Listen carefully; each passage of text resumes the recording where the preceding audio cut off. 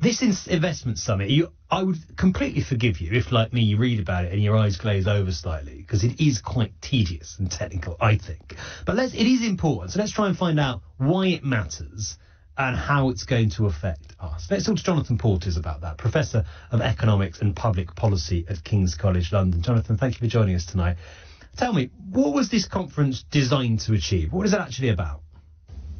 It's basically about signalling to both international investors, domestic companies, and the UK public that this is, that we've drawn a line under some of the economic instability of the last 5 or 6 years, and that the UK has a sort of stable, responsible government that is making investment, both public and private, a priority.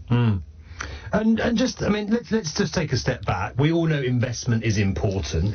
For people who sort of aren't as au fait with it as others, and I include myself in that potentially, why is investment so important, in external investment? Well, it's not just external investment. It's investment full stop, both from government, from private investors here, and from internationally.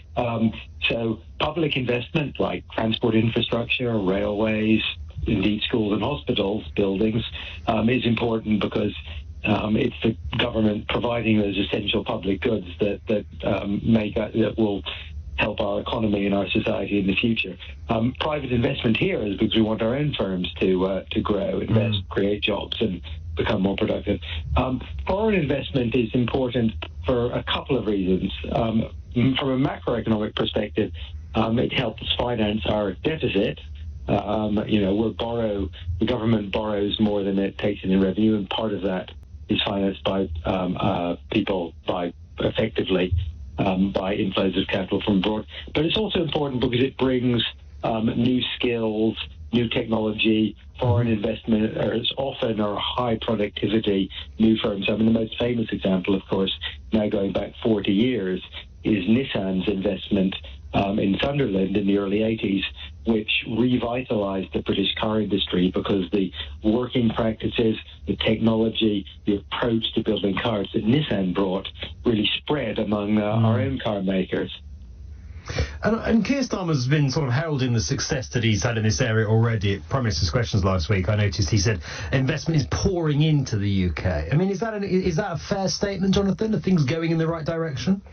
Well, I think that is certainly an exaggeration. The announcements that are made at these sort of summits are always overhyped and almost invariably things that were already in the pipeline anyway. So this headline of £63 billion of investment, which is a very large number, which doesn't mean very much to me and probably not to your listeners either. But it's essentially meaningless, and we should pay very little attention to it.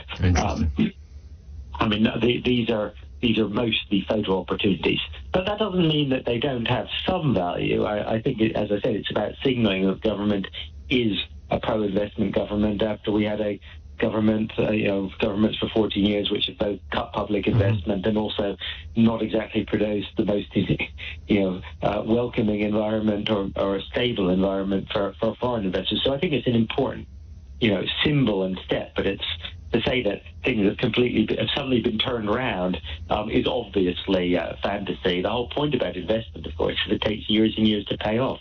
A politician slightly overstating things. Who would have thought it?